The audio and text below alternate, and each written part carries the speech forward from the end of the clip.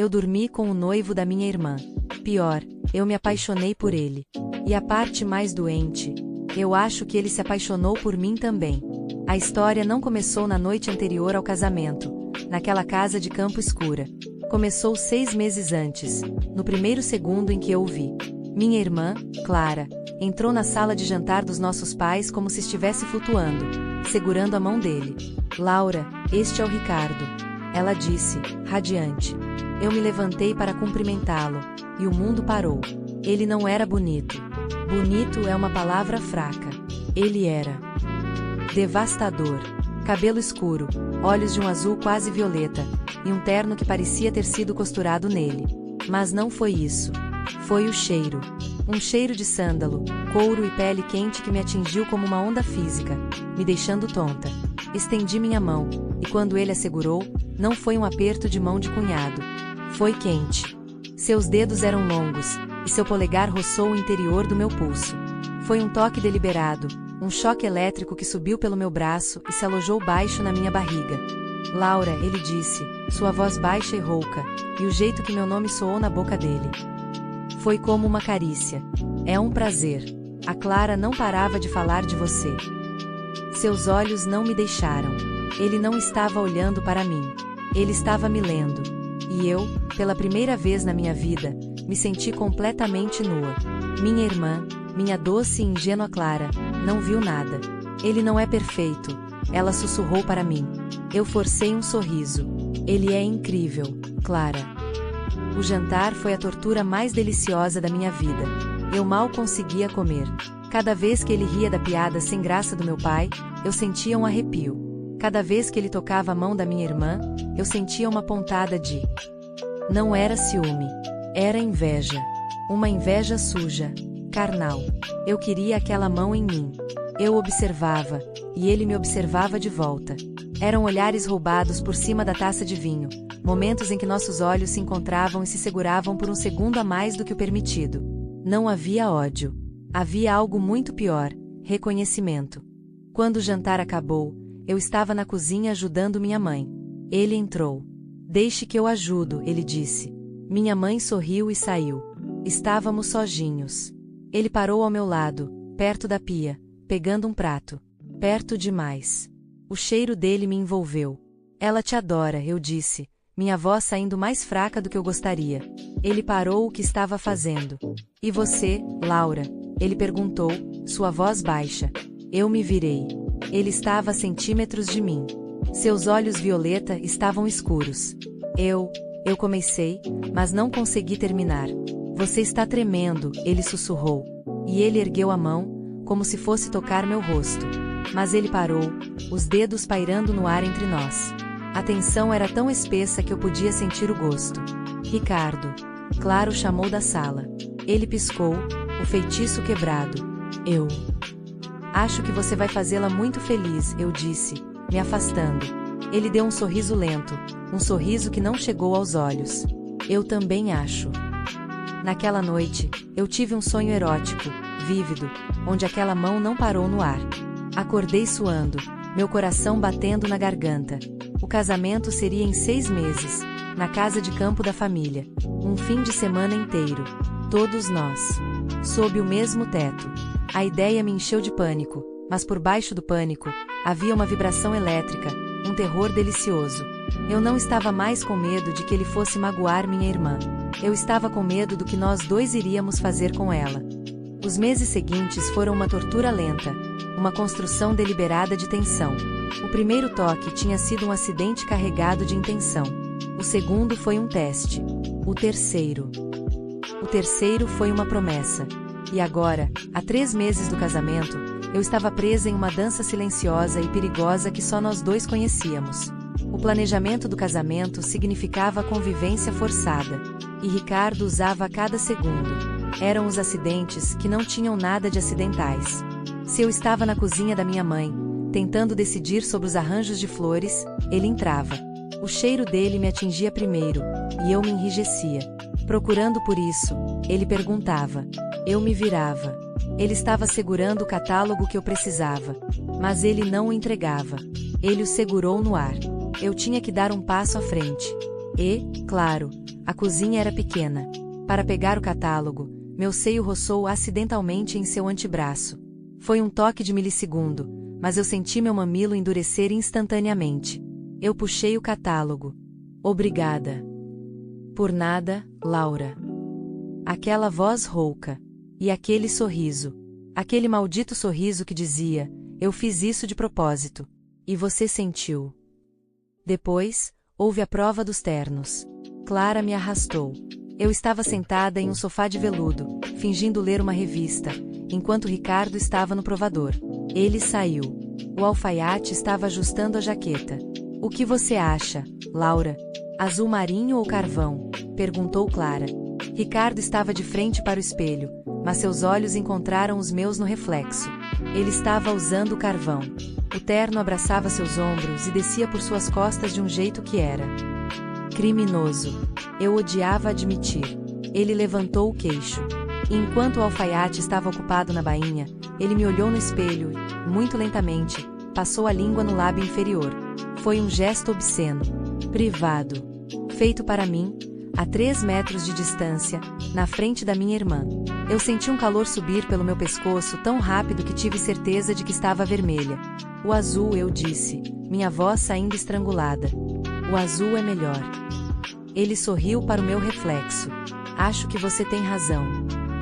Ele sabia. Ele sabia o efeito que tinha. Ele estava me provocando.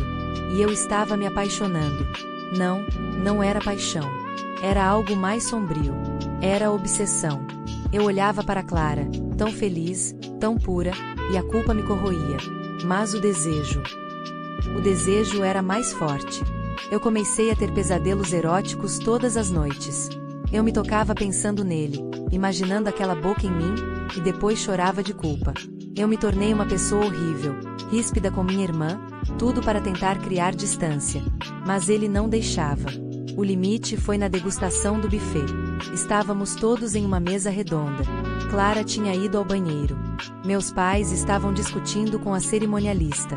Ricardo e eu ficamos sozinhos. A perna dele, sob a mesa, acidentalmente roçou a minha. Eu me afastei. 1 minuto depois. Lá estava ela de novo. Desta vez, não foi um roçar. Foi uma pressão. Firme. Seu joelho contra o meu. Eu olhei para ele, furiosa. Ele estava provando um canapé. Isso é bom, ele disse, olhando para mim. Você deveria provar. Ele pegou um do prato. Abre a boca. Eu não quero, eu disse entre dentes. Prove, Laura. Só um. A voz dele era baixa, um comando. Meus pais se viraram. Todos estavam olhando. Se eu recusasse, eu seria... Faltam 12 horas para o casamento da minha irmã. A casa está cheia, mas o silêncio do corredor entre o meu quarto e o dele é a coisa mais alta que eu já ouvi. Clara dorme ao meu lado, roncando suavemente, e tudo que eu consigo pensar é que o diabo está a 10 passos de distância, e eu não sei se estou rezando para ele ficar lá, ou para ele vir até mim. A casa de campo estava um caos. Tios, primos, flores, caixas. Eu estava em modo de sobrevivência, um copo de vinho branco permanentemente na minha mão desde o meio-dia. Eu estava no piloto automático, sorrindo, organizando, sendo a madrinha de honra perfeita. Ricardo, por outro lado, era o genro de ouro. Ele estava grelhando hambúrgueres para o meu pai. Ele estava ouvindo as histórias chatas do meu tio. E ele estava me ignorando. Completamente. Desde que chegamos, ele não tinha me dado um único olhar. Nenhum toque acidental. Nenhum sorriso secreto. Era como se os últimos 3 meses não tivessem acontecido. E isso era 1000 vezes pior. A indiferença dele me deixou louca. O ódio que eu tentava forçar voltou, mas agora estava misturado com uma pontada de pânico. Ele tinha ganhado o jogo? Ele estava entediado de mim? A ideia me encheu de uma fúria que me fez tremer. Eu não era um brinquedo para ele descartar. Eu me sentia como uma viciada em abstinência. O desejo era minha droga, e ele tinha cortado o fornecimento. Eu observava de longe, rindo com minha prima Mariana, dando um beijo na testa da minha mãe. Um ator perfeito. E eu era a única na plateia que sabia que era uma farsa. À meia-noite, a casa finalmente se acalmou. Clara, exausta e feliz, Tomou um chá de camomila e capotou na cama ao meu lado em menos de 5 minutos. Eu fiquei deitada no escuro, ouvindo a respiração suave dela. E eu o ouvi. Do outro lado do corredor. A porta do quarto de hóspedes se abriu e fechou. Ele estava acordado. E eu estava vibrando. Minha boca estava seca. Meu corpo estava quente, febril. Aquele vinho todo. Eu precisava de água. Eu tentei me convencer de que era só isso. Água. Uma necessidade fisiológica. Mas eu sabia que era mentira. Eu estava caçando. Eu saí da cama, pé ante pé. O chão de madeira antigo rangia. A luz do corredor estava apagada, apenas um pequeno abajur no final, perto da escada. O corredor parecia ter quilômetros de comprimento. A porta do quarto de hóspedes estava fechada. Alívio. Decepção. Desci as escadas. A cozinha estava escura, iluminada apenas pela luz da lua que entrava pela janela. E ele estava lá, como se estivesse me esperando. Ele estava sentado no balcão da cozinha, sem camisa. Apenas uma calça de moletom cinza, pendurada baixa em seus quadris. Ele estava com um copo de uísque na mão. Meu coração não parou. Ele deu um soco tão forte nas minhas costelas que eu perdi o fôlego. Eu parei na soleira, metade nas sombras. Ele não pareceu surpreso. Ele tomou um gole lento do uísque, seus olhos fixos em mim no escuro. Não consegue dormir, cunhadinha, ele murmurou. A palavra cunhadinha foi dita como um insulto, uma carícia suja. Não me chame assim, eu sibilei, minha voz tremendo de raiva, ou talvez de desejo. Por quê? É o que eu vou ser amanhã. Ele desceu do balcão. Ele não era um homem grande, mas no escuro da cozinha, ele parecia tomar todo o espaço, todo o ar. Eu não recuei. Eu estava cansada de recuar. Você é um canalha, eu disse. Sim, ele disse, parando a centímetros de mim. Perto o suficiente para eu sentir o calor que irradiava de seu peito nu. Perto o suficiente para eu sentir o cheiro de uísque dele. E você odeia isso, não é? Eu podia ver. O som da porta do quarto da minha irmã se abrindo foi como um tiro no silêncio. O pânico foi tão instantâneo quanto o desejo. Nossas bocas se separaram, mas nossos corpos permaneceram congelados, pressionados um contra o outro na escuridão da cozinha. O gosto dele, o uísque e ele, ainda estava na minha boca. E, em um movimento, Ricardo me provou que ele era 1000 vezes mais perigoso do que eu imaginava. Nós congelamos. Nossas bocas ainda a centímetros de distância, nossa respiração quente e ofegante no ar frio da cozinha. O rangido veio de novo. Alguém estava no corredor. Laura. Ouvimos a voz sonolenta de Clara. Meu sangue virou gelo. Eu ia desmaiar. Eu empurrei Ricardo, mas antes que eu pudesse dar um passo, antes que eu pudesse inventar uma mentira, ele me agarrou pelo braço. Não foi gentil. Foi uma posse. Ele me arrastou. Eu tropecei.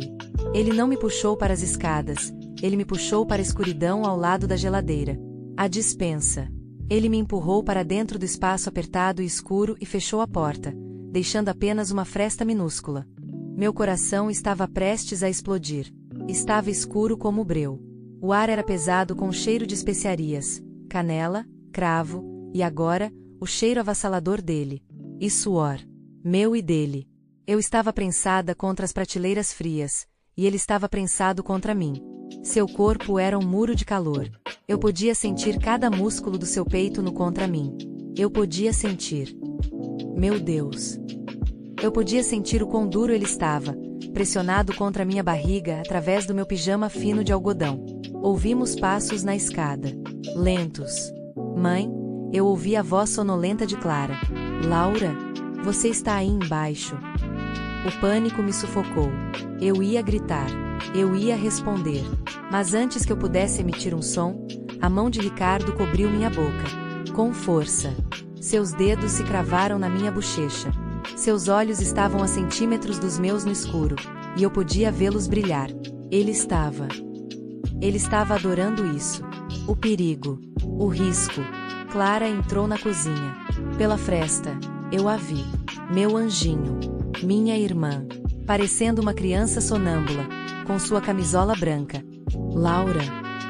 O silêncio da cozinha era total, exceto pelo zumbido da geladeira e pelo som do meu sangue pulsando nos meus ouvidos. Ricardo não se moveu. Sua mão ainda estava sobre a minha boca. E com o polegar, Ele começou a me acariciar. Um círculo lento, na pele macia logo abaixo do meu lábio. Foi um gesto obsceno. Um gesto de posse. Ele estava me silenciando e me seduzindo ao mesmo tempo. Eu senti uma onda de tesão tão forte, tão inapropriada, que minhas pernas fraquejaram. Eu tive que me apoiar nele. Clara bocejou. Estranho, ela murmurou. Ela abriu a geladeira. A luz inundou a cozinha, quase nos cegando pela fresta. Eu podia ver o suor brilhando no peito de Ricardo. Clara pegou uma garrafa de água, bebeu um gole e saiu. Ouvimos seus passos subindo a escada. O rangido da porta do nosso quarto se fechando. Silêncio. Nós esperamos. 1 minuto. 2. Ele não se moveu. Sua mão ainda estava na minha boca. Seu corpo ainda estava pressionado contra o meu. E eu? Eu estava tremendo. Não de medo. De desejo. Um desejo tão forte que era humilhante. Eu o odiava. Mas o desejo era mais forte que o ódio. Eu nunca quis tanto um homem na minha vida. Lentamente, ele tirou a mão da minha boca. Mas ele não se afastou. Em vez disso, sua mão desceu. Pelo meu pescoço. Pela minha clavícula. E ele pousou a mão sobre... O reflexo no espelho é de uma estranha. A maquiadora cobriu as olheiras com corretivo. Mas ela não pode cobrir a sujeira que eu sinto nos meus olhos. Eu estou usando um vestido de seda cor de pêssego, e me sinto como uma fraude. Hoje, eu tenho que sorrir, segurar flores e assistir minha irmã entregar a vida dela ao homem que me fudeu contra um saco de farinha. O dia foi um borrão. Um inferno surreal. Eu passei 1 hora no chuveiro, esfregando minha pele até ficar vermelha, mas eu ainda podia sentir o cheiro dele. Cheiro de uísque e especiarias. Eu me sentia marcada. Clara estava radiante. Um anjo. Você dormiu bem? Ela perguntou, enquanto prendiam seu véu. Você está tão quieta. Eu quase engasguei. Só. Nervosa por você.